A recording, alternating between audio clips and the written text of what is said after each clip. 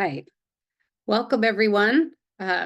We appreciate you joining us for our online arts and culture series hosted by the Wyoming Arts Alliance. I'm Ryan O'Neill, currently working with the Arts Alliance since January, and just want to say thank you for those of you who are taking the time to watch with us live or maybe are going back and watching later, as we have gathered a national partner, a regional partner, and our own Wyoming Arts Council partner to talk a little bit about the impacts of the federal funding cuts on arts in Wyoming and in a larger context. So glad to have you here. I do want to acknowledge that these are hosted monthly in partnership with our Wyoming Arts Council, and which we're grateful for the support.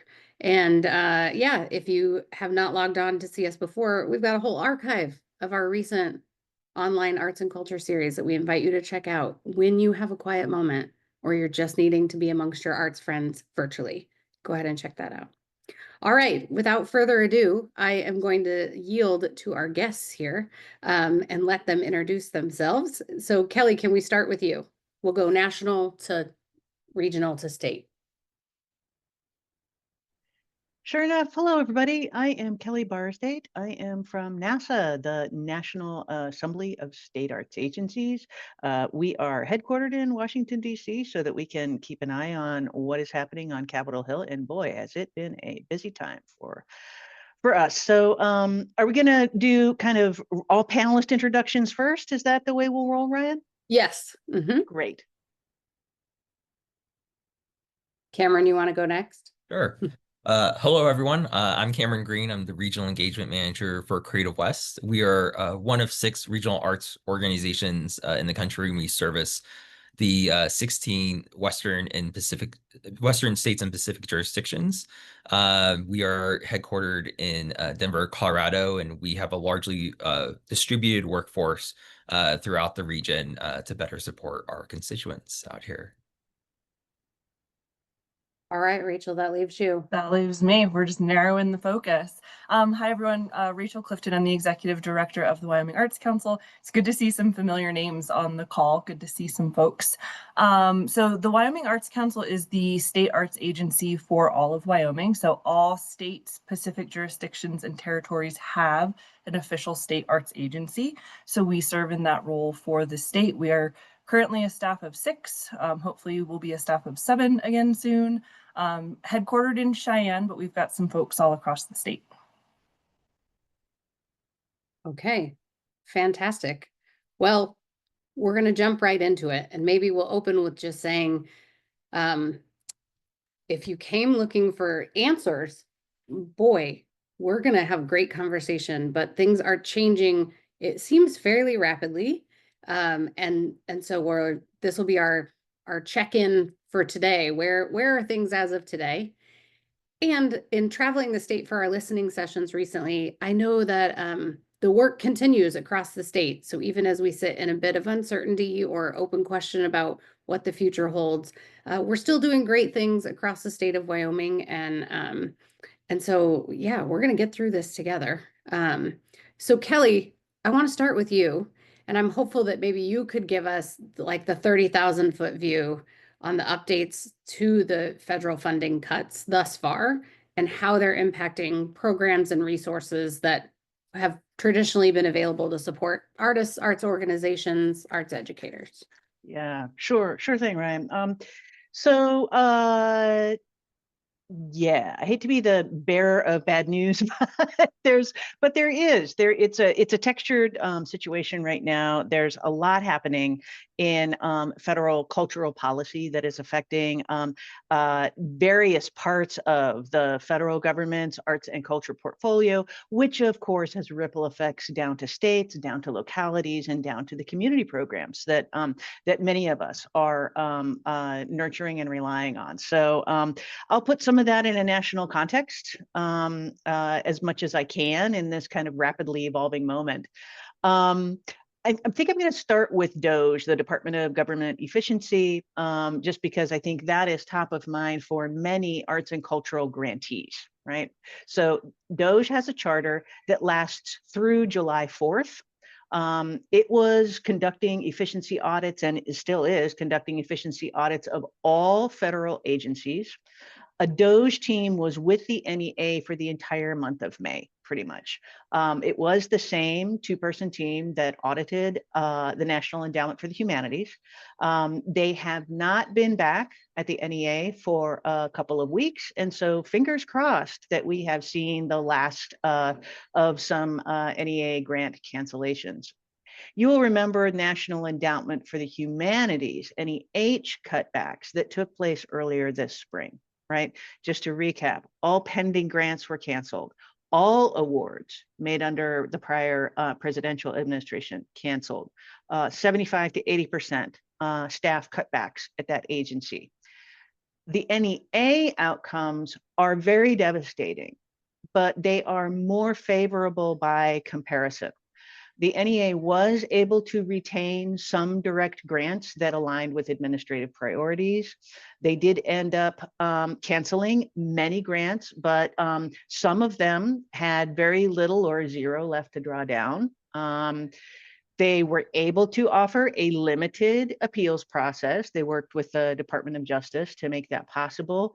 And state arts agency awards were left intact. And unlike humanities, which are 501c3 nonprofits by and large, state arts agencies are state government. They leverage millions of dollars in state funds. They also make 30,000 grant awards every year.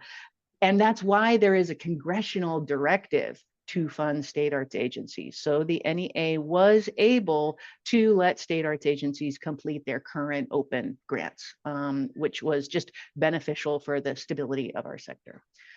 The reduction in force at the NEA continues to roll out in waves. There's a couple big waves.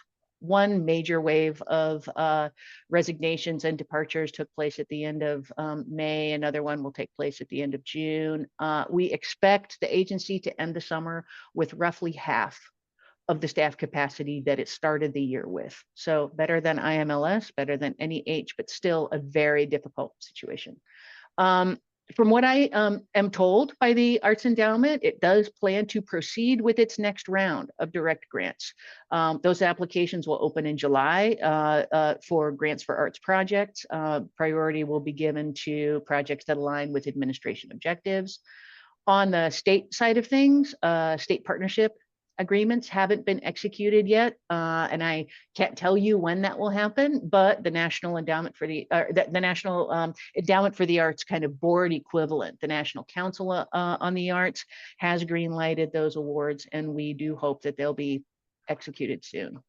So all of what I've been talking about is about federal funds for federal 2025, right? That affects state arts agencies fiscal 2026. Now, there also is a White House proposal to defund the NEA.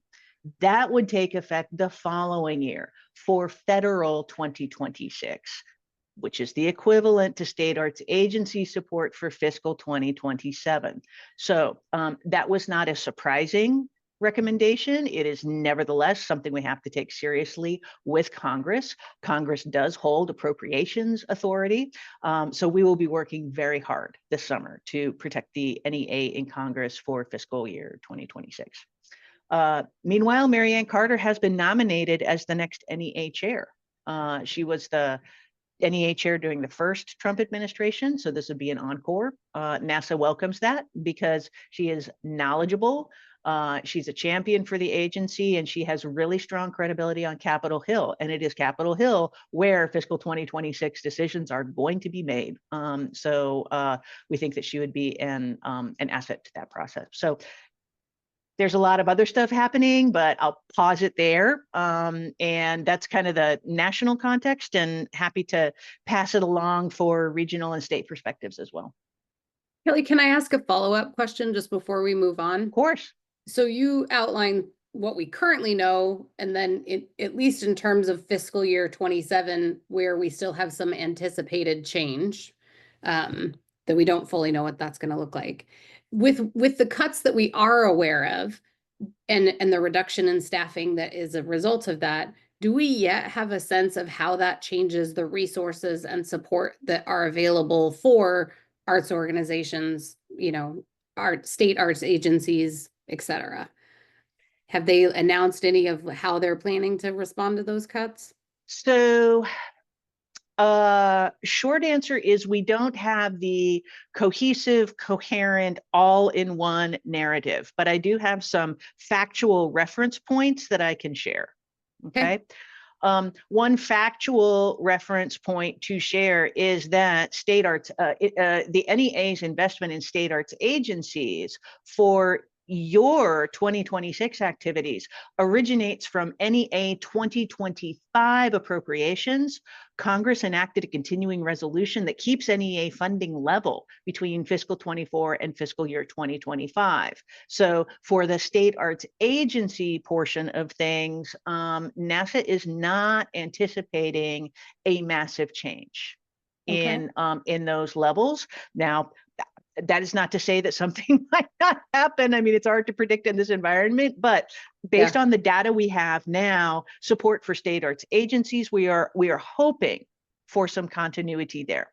For the NEA's direct awards, the 60% of its grant programs, I don't have information on the total amount that's been kind of reallocated or reappropriated to those grants for arts projects and other NEA initiatives moving forward. But again, those dollars are originating from NEA fiscal 2025, which was in a flat funding environment. The biggest wild card, of course, is the zero budget recommendation for 2026, for federal 2026. And that's really where advocacy efforts, I think, over the next weeks, because this is the time for shaping the congressional budget debates right now. So I do think that advocacy over the next couple of weeks is going to be incredibly influential. Well, Kelly, I just want to say thank you to you and to Cameron and Rachel, because I'm asking questions that I know like there really may not be answers yet to. And so I appreciate you just rolling with like, me asking a question where there might not be a clear answer yet. And I appreciate the wanting to frame it around the facts that are available, because I feel like there's just so much information coming at us. And so appreciate the framing of here's what we know and here's what we can reasonably conclude from this, or we can't draw a conclusion. So I know we're navigating a challenging space. So maybe just for my own curiosity, I want to ask you this, then we can move on to Cameron. But with 50% reduction in staff, I would assume that then the NEA is going to have to make some changes to the programmatic support that they have available. And so are we in a phase where they're still figuring out what that would look like with a team that's cut in half? So we don't clearly know what that might mean. Yeah. So when you talk to Marianne Carter, it's she's very, very determined for the NEA to keep doing its good work. She is very, very focused on, we're here to serve the American communities. We're here to serve the American public. We do that through arts investments that are beneficial, and we are going to continue to take care of business. Now, of course, with half staff capacity, there's going to be some changes. There's going to have to be some consolidations. There's going to have to be some rewiring.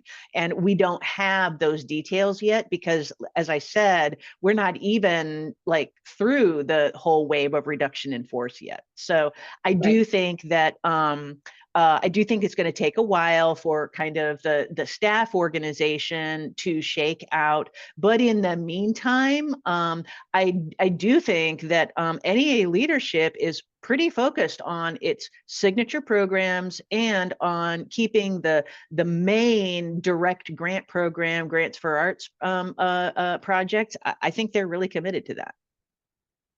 That's fantastic to hear. Thank you. Okay, Cameron, are you ready?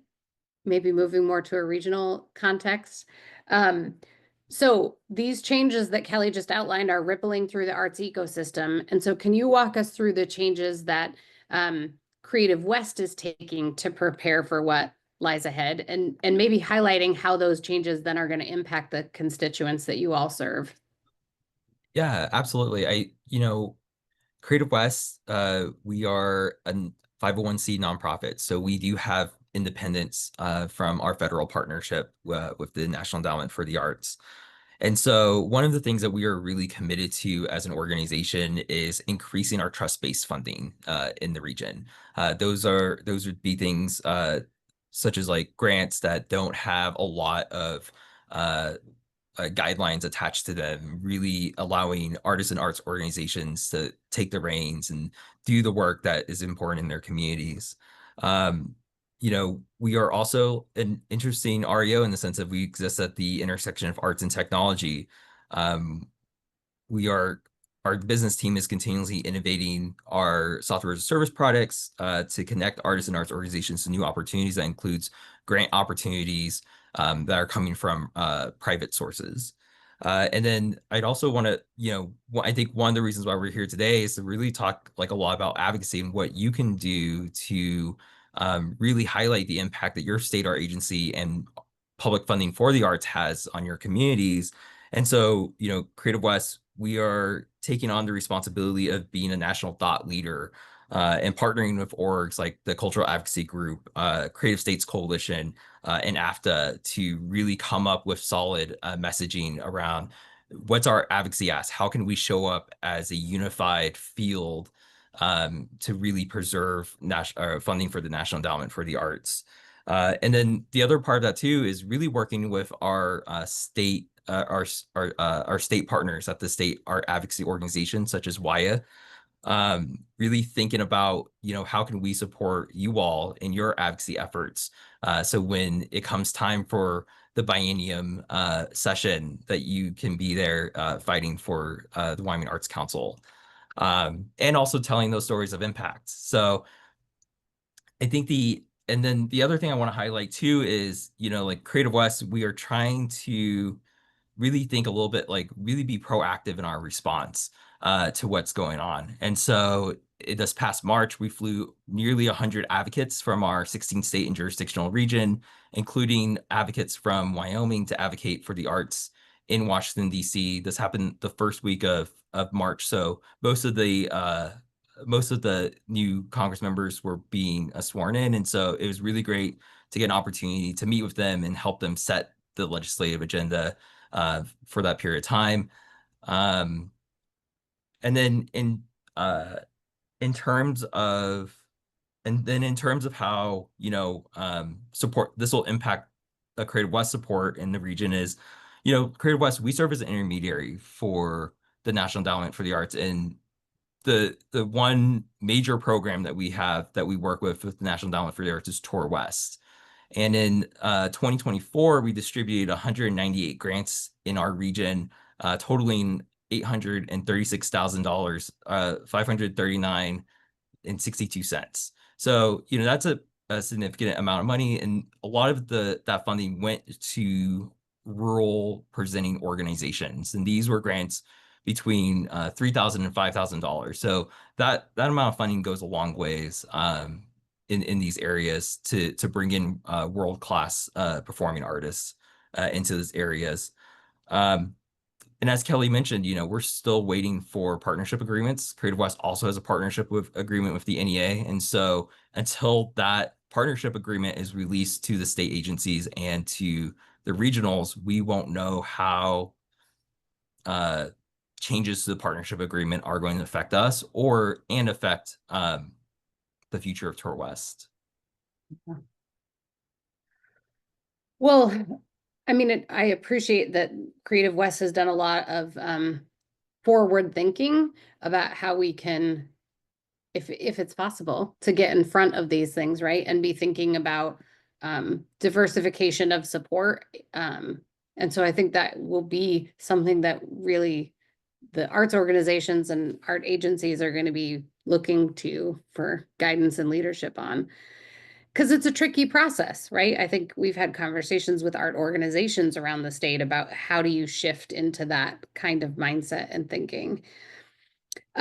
So Cameron, I had planned to ask you this question, but maybe it's something that Kelly and Rachel want to advocate on. You alluded to it though, so I'm pinning it to you and welcoming others. But about this concept, right, of the state funding, that we are seeing these federal funding changes happening, and what does that mean potentially for state funding of their state arts agencies? So Kelly said for now, those things are at a national level have not been cut. But I think it's a question we've all been wondering about. And so I'm sure from a Creative West perspective, you all have been doing some thinking. Sounds like in terms of advocacy, that feels like a necessary conversation. So maybe what can you or any of our other panelists offer about the concerns about impacts for state level funding? Well, I think, Ryan, we've already kind of seen the impacts of cuts to federal funding. Like if we kind of zoom out of the cultural and look at like cuts to NEH and IMLS, we've seen the damage it's done to rural and remote communities, especially those museums, those libraries that exist in those areas. And on the state art agency side of it, Kelly alluded to this earlier. State legislators match 1-to-1 NEA funding for state art agencies, and so in a future where the NEA is potentially eliminated, we may see states and jurisdictions in our region lose that funding from their state legislatures without that incentive from their without the incentive from the federal government to fund the arts. And that's like the really bleak version of it. I think the other version of it is that there's a lot of work going on right now to imagine a world with cut federal funding, and how will we respond with our state, our agency partners, and our national partners to respond to that moment.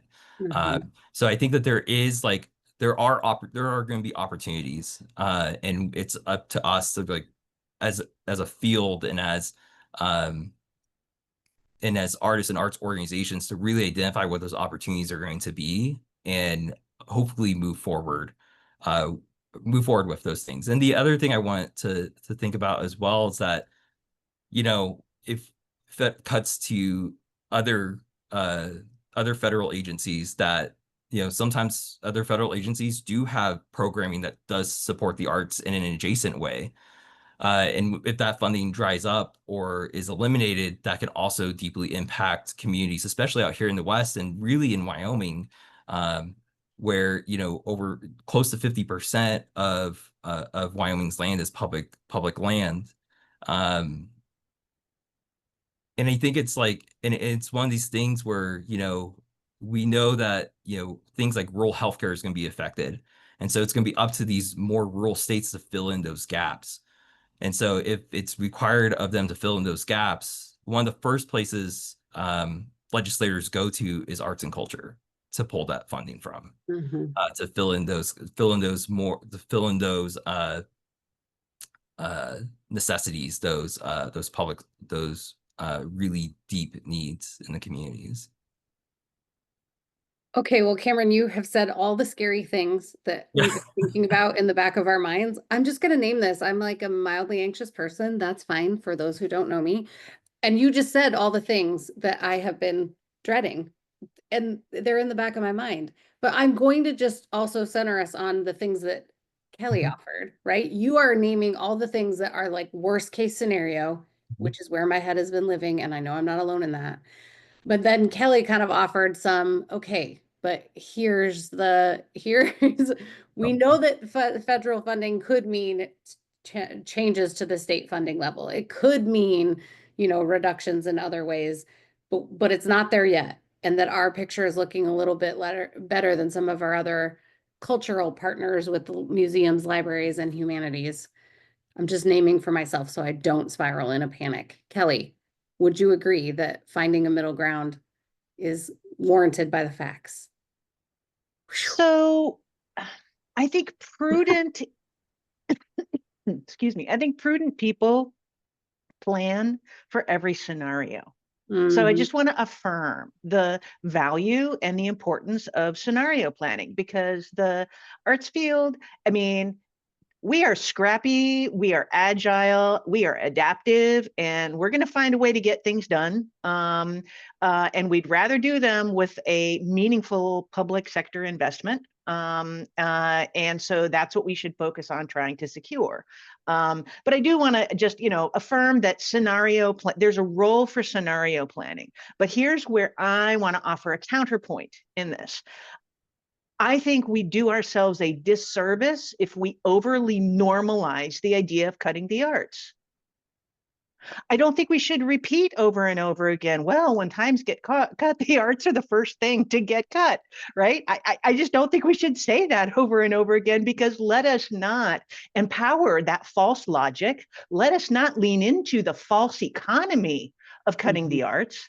State arts agencies in the aggregate represent 0.05% of state general fund expenditures nationwide. That is 1/2 of 1/100th of 1%, right? So it's a microscopic, it's 5/100ths of 1%, sorry, 5/100ths of 1%, less than half of 1/10 of 1% of state general fund expenditures. So it's not about the math. No state will balance its budget by cutting the arts. The federal government will not balance its budget by cutting the arts. And in fact, because the arts strengthen communities economically, civically, educationally, health-wise, and heritage, because you get those 5-fold bottom line benefits from the arts, you actually get stronger communities that need less public assistance over the long haul. So investing in your agency, in your state arts agency, in the arts and cultural sector, actually is a phenomenal return on investment for state government. So I actually think there's a very important set of arguments to advance in that realm. I also, when I look at the data, I still see state arts agencies sustaining and even increasing the arts in some cases. And I think it's very important for us to remember that advocacy makes a difference. Advocacy makes a difference. You've seen it at the state level in Wyoming. We've seen it in other states. We've seen it in this is not our first rodeo with somebody recommending the elimination of the National Endowment for the Arts. It's not. Right? Advocacy works, focused and concerted advocacy works. And so that's my invitation to everybody, is to lean into what's important about public funding for the arts at this moment in time. By all means, do your operational game planning. Right. But lean into the possibility of sustaining that investment and ask for it and hold your local, state, and federal officials accountable for it. Well, so I think we're going to shift conversation to that in just a little bit and dig further in. But thank you to Cameron and Kelly, because I think that was a necessary point and counterpoint, because that's where people, I think, are spending some mental time, which makes a lot of sense in the scary pieces. But I appreciate the counterpoint of some perspective. And gosh, when you talk about our numbers and what we cost, that makes me, that's good. We don't cost very much, and look at all the wonderful things that we contribute. And so, so we'll get more into the narrative, but I do want to, before I do that, get to Rachel. And I'm wondering if you, Rachel, could walk us through, with all the changes that are happening, and now we've had that framing kind of on a regional and national level, what is this looking like for the Wyoming Arts Council thus far? Yeah, so before we move to that, I just want to piggyback on what was said, because I do think it's important to note that the state partnership agreements, so the funds that Wyoming Arts Council gets from the NEA, are required to be matched by state dollars, not by private dollars, by state dollars.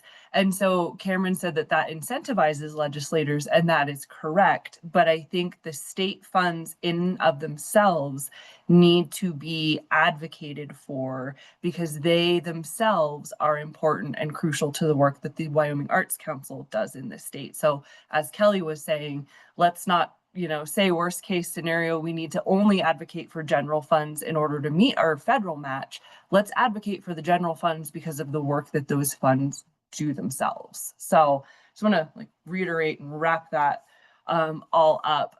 So we are still waiting at this point. So our state fiscal year will start July 1. that is the fiscal year federal grant that we are still waiting to hear on. So we're pretty much in a holding pattern right now. We've sent some communication out to grantees. This is the grant cycle that the community support grant has been applied for. It's been panel reviewed. It's been reviewed by our board, approved by our board. So in some regards, we are moving work forward that we know regardless, we will fund community support grants, right? Like that's going to happen, whether that's just with our pool of general funds, whether, we get our federal funds in the next couple of months. We are moving that work forward regardless. So it was important for us to keep some of those processes moving forward. We have made some other decisions, like putting the fellowships on hiatus for the year, just because in times of uncertainty, that seemed like a program we could easily hit pause on, shore up some resources, wait to see what happens. We can bring them back in a year or 2 years or whenever. So we're trying to be very thoughtful and mindful of where we can move processes along and where we maybe need to pause and not waste grant applicants' time applying for a grant that we don't know what the funding level is going to look like. So, yes, absolutely doing some scenario planning, some contingency planning, and then at the end of the day, we wait. So, it's and that's tough. Some people don't sit in uncertainty well, and I understand that. And unfortunately, that's where we are. But know that our staff is, having lengthy conversations, not just about our grant programs, but in the absence of grant programs or the delay of grant programs, what other tools and resources can we as the state arts agency be providing? And so that's a direction we're moving in as well. This is a bit of a departure, but all of you have noted this. And can you maybe just say more about, as you talk about scenario planning? Because Rachel, I think, my next question for you is, and great, you're sitting in this uncertainty. How are you approaching planning when there's so many unknowns? But all of you have alluded to that. So could you just offer a bit more about what that has looked like or what you would recommend?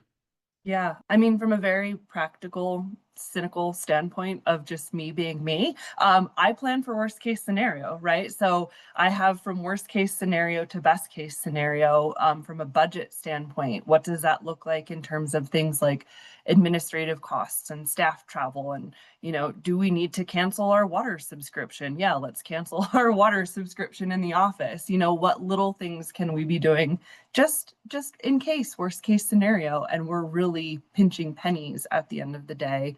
I think the other thing that's important for the Arts Council and what we've been doing is being in communication with other people. Like Cameron said, there are non-arts funds that have been cut that are impacting the arts and culture ecosystem and those organizations. Organizations that support artists peripherally, or offer some professional development, but are not they themselves an arts organization. So we're in contact with those folks. We're in contact with humanities. We're trying to keep an eye on what does this look like across the state, kind of from a holistic viewpoint, and where can we make smart decisions that will help people now, and also not go too far in one direction that we're making these decisions that we can't walk back when the dust settles in a few years. I think that's really important for us too. Yeah. Thank you. Kelly or Cameron, is there more you would offer about approaches to scenario planning and managing the uncertainty of this moment? Or did Rachel capture it all? Did an A+ job?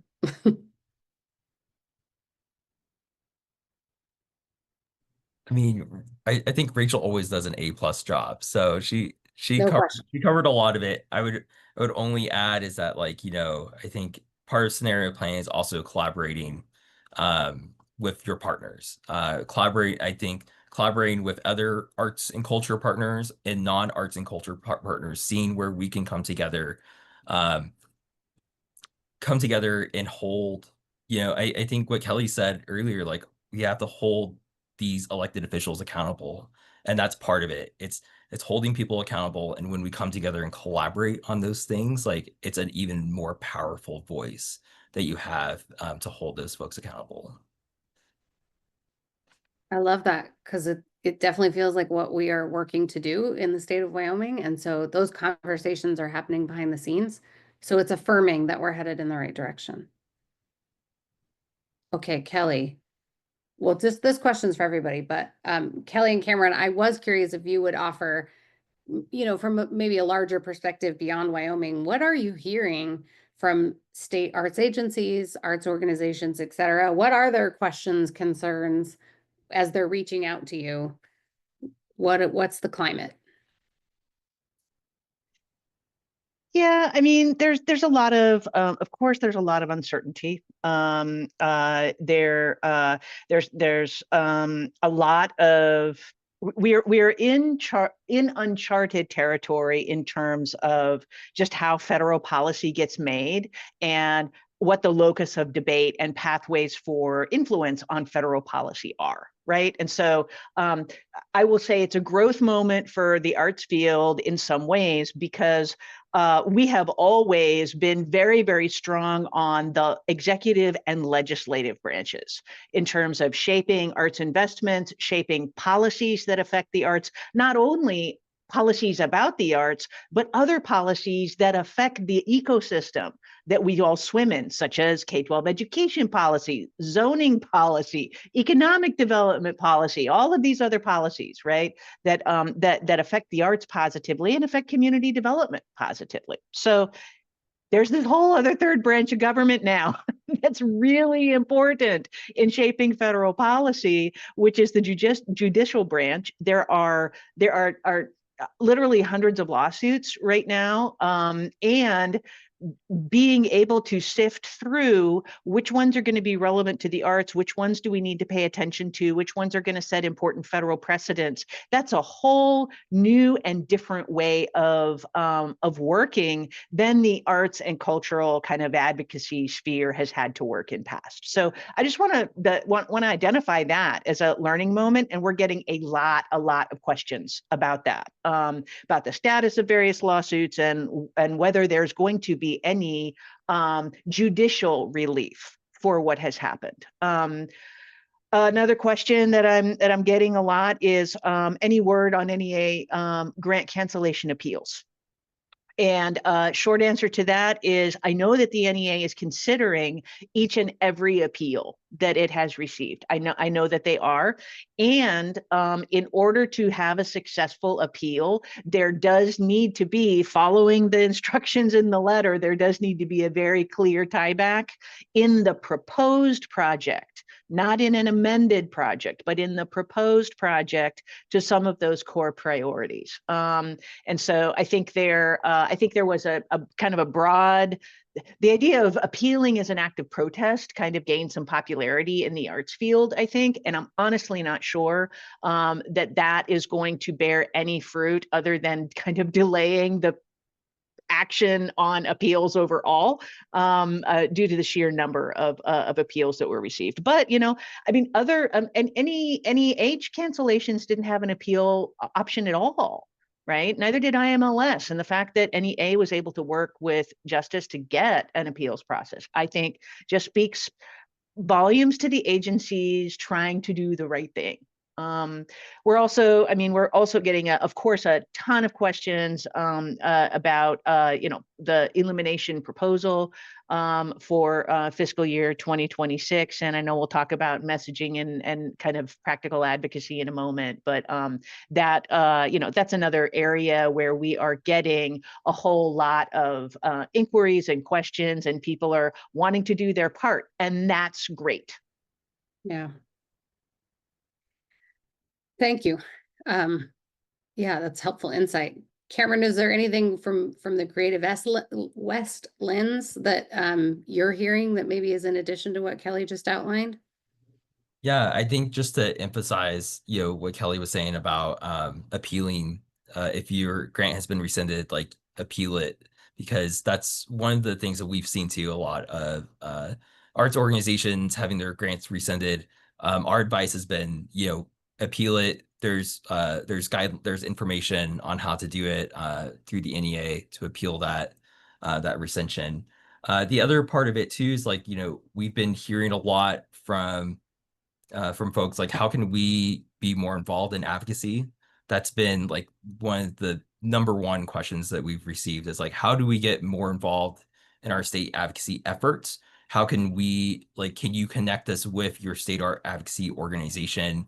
And also, like, how can we, I think, like, on a state art agency level, think about, like, our impact, think about, like, our relevancy, and really be able to make that case in this moment, to show legislators that, like, we do have an impact on community development, on vibrancy, on mental health. Like, all these things really, really matter, especially, like, when we've been having a lot of regional conversations with private funders about loneliness recently. And this was a big thing of the, that we've had conversations with, about, like, thinking about, like, how do we deploy the arts as a way to combat loneliness, as a solution to bringing communities together. And so those are the types of conversations we're having with, like, arts organizations, funders, and with our advocacy groups. Well, that leads us right to it, right? I think that is the question on everybody's mind is, what steps can we take to more effectively advocate for preserving the funds, right? And talking about the benefits of the world of arts and culture. And so any tips and tricks you have to share, I know would be well received by those listening, because it's on everybody's mind. So what say you? Thoughts? Yeah, I want to offer that for federal advocacy purposes, for the purposes of advocating for the National Endowment for the Arts to not be eliminated and for the agency to have a budget in 2026, now is the time. Right now is the time. So House Interior Appropriations Subcommittee markups are on the 23rd of June. Senate Interior Appropriations Subcommittee markups are on the 26th of June. These are the subcommittees of the Appropriation Committee that shape the budget recommendations for the National Endowment for the Arts. So I offer those to give you a sense of the timing and the window. Write a letter to your Wyoming congressional delegation talking about how public funding for the arts and NEA funding benefits Wyoming, how it benefits your communities, and expressing your desire to see Congress sustain support for the agency in fiscal year 2026. This is a very important watershed moment in time. Every letter counts. And also every voice counts, right? Think of the population, the giant populations on the coasts of our country. Make sure that Wyoming's voice is heard. Let's make sure that rural voices are heard. Let's make sure that Western voices are heard. Born and raised in Alaska, so got a Western bias here. I'll fly that flag. But let's make sure that Western and rural voices are heard. If you've already written your letter, get 2 friends to write 2 letters. If you work with a nonprofit organization, get your board together and have them craft a collective letter that goes out under all of their signatures. When they put their signatures on it, include their occupations. So it's not just artists who are sending these letters. It's attorneys, it's educators, it's parents, right? It's business owners. Mm-hmm. All of these people in our community are sometimes even more powerful messengers for the arts than us as arts professionals are. So now is the time. Their key messages to emphasize are about the positive impact of the NEA in your community, the distinctive value of government support for the arts, because it's a big ecosystem. We need both public and private investment, but public investment does things that private investment does not. Right? It keeps the arts accessible and affordable, and it reaches communities that foundations have left behind. So make sure to emphasize the distinctive value for Wyoming communities and how the NEA makes your state a better place. Okay, so now I have 2 follow-ups for you, Kelly. First of all, the NASAA has some great I share these when I'm going around the state, the little one pagers or, a few pages at max that outline the talking points. Do you have one about the distinction of like federal funding or state funding and how public funding is unique? What you just said? I didn't even pay her to ask that question. Yes, we do. Yes, we do. It's called Better Together, because it is better together. And it talks about the important role of course, you need earned income, because hustle and earned income is something arts organizations and artists do every day. It talks about of course, the importance of community philanthropy, but there are special things that only government funding is achieving in our nation. It's a modest investment that gives you a huge bang for the buck. So let's talk about it. I'll put, if with your permission, I'll put some links in the chat. I would love that.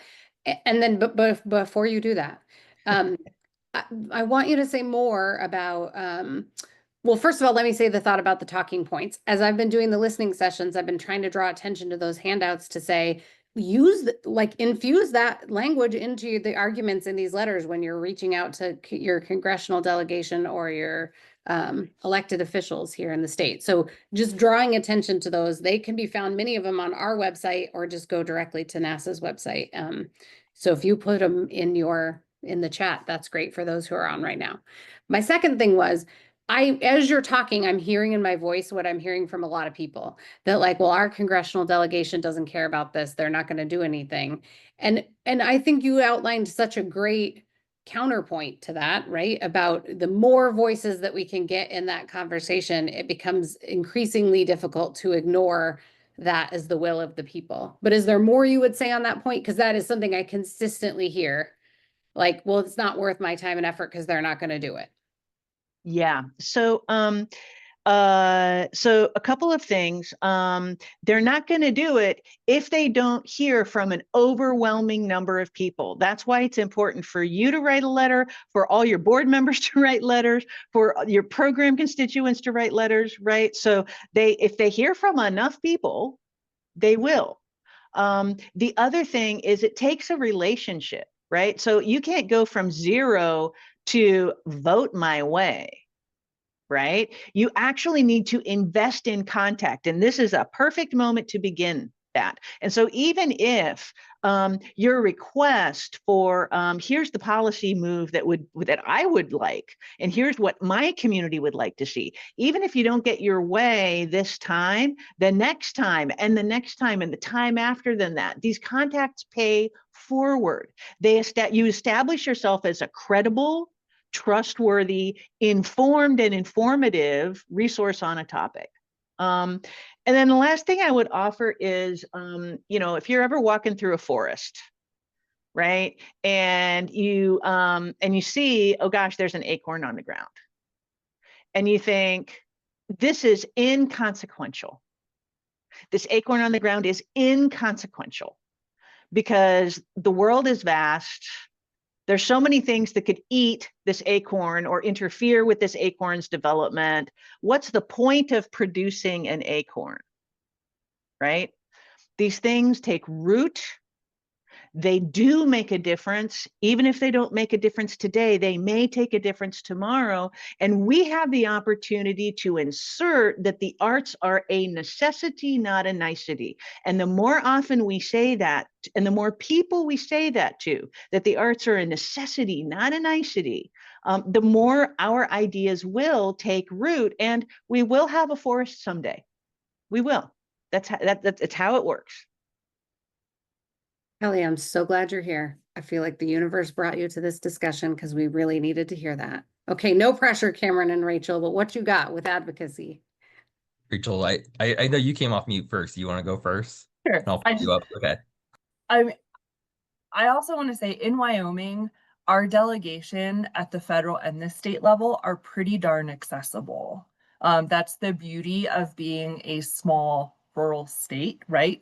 Our federal delegation doesn't just have offices in DC, they have offices in Cheyenne, they have regional offices elsewhere in the state that are staffed with staff that will pick up the phone when you call.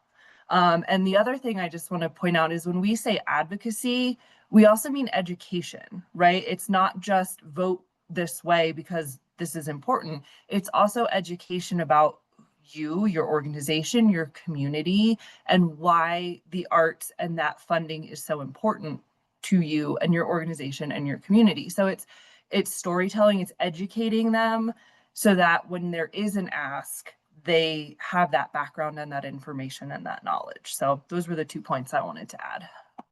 Thank you, Rachel. And I want to add to both of your points because, Rachel, you brought up a great point about the accessibility of your delegates, both on the federal level and at the state level. Like, I grew up in Wyoming. I lived there for 25 plus years. And I know that from experience, like, you could show up to a community event and your legislator would be like across the grass from you. And you could go up and talk to them. They'd have a conversation with you. And it's the same thing with like your state delegate, your like local legislator who's representing you at the state at the state house. Like, you go talk to them and they'll have a conversation with you. And so what I want to add is, especially like, to Kelly's point of like, make those relationships with the staffers. Sometimes a lot of times you're not going to be able to speak directly to the delegate or to the senator or to the representative. Like, you're going to be speaking to the staffer. So make a good relationship with that staffer. Call them and be like, hey, like, I went to this play the other night that was funded by the Wyoming Arts Council and also by the National Endowment for the Arts. Like, I was recently at a Mixer in Denver for nonprofits, and a doctor who ran the Society for Physician Entrepreneurs, he asked me, like, how do you get young men to go out and advocate for the arts? And I told him, like, well, I was just in DC, and one of the most powerful tools I learned was tell a personal story about your experience of the arts.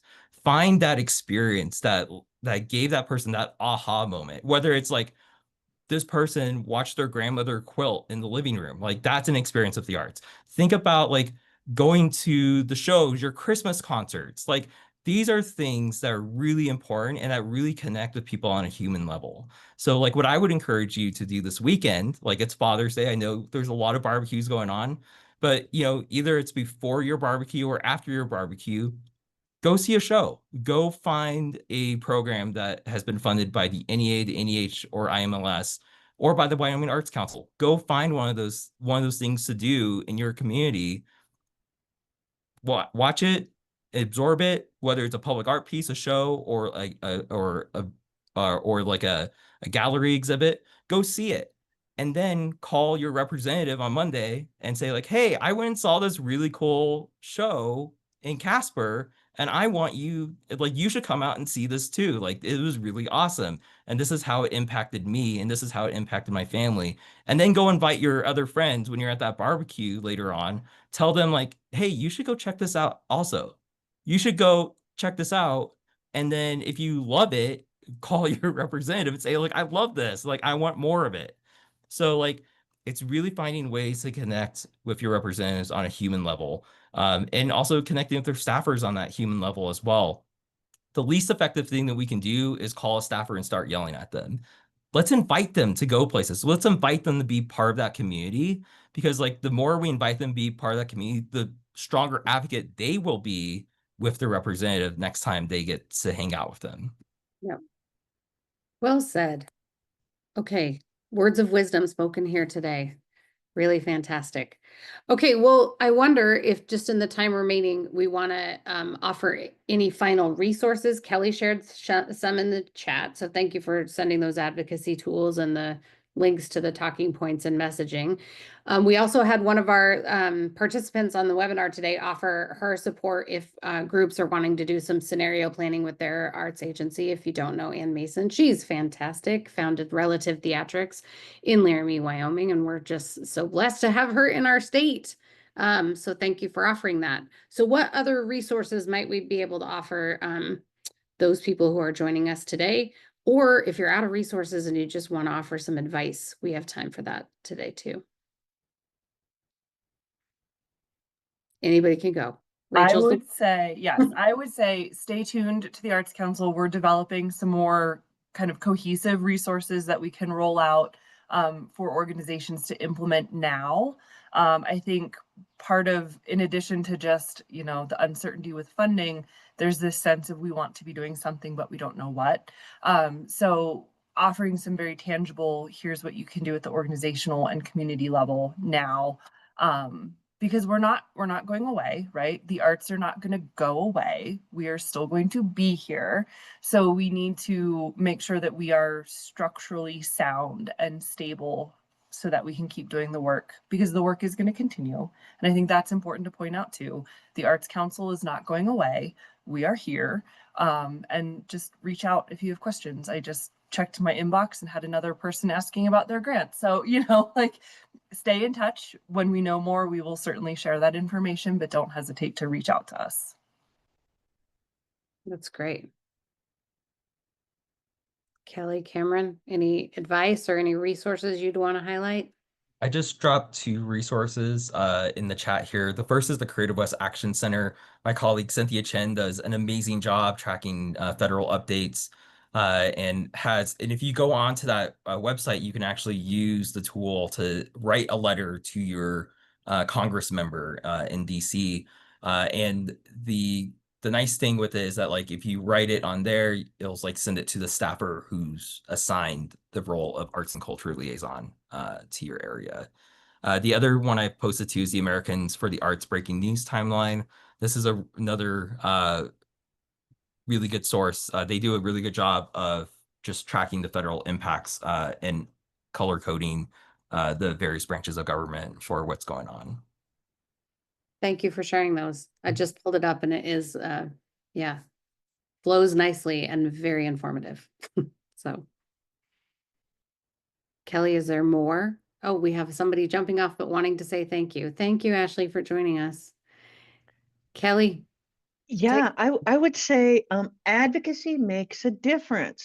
So talk to now is an awesome time, actually, to talk to your state delegation about the importance of the Wyoming Arts Council money. The next time you get a grant from the Wyoming Arts Council, send a thank you note to your state legislative, your senator, your representative, saying, I am so appreciative of the state investment that made this possible.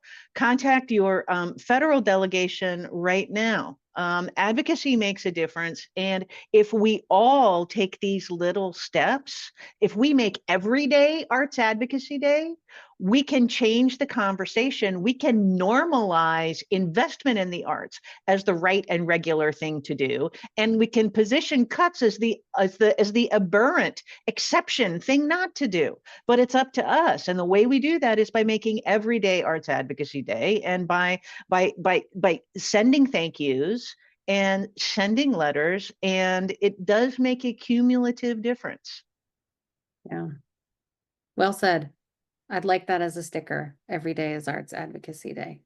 Yeah. Yeah. Well, thank you so much for taking the time to join us. I feel like there was a lot of valuable resources shared, but some good practical advice. And it sounds like there is reason to be hopeful about the picture ahead for the arts. So thank you so much for taking the time to walk us through and share your wisdom. And we'll get this posted online and share it widely so others can benefit from the things offered here. So thank you again and have a great afternoon, everyone.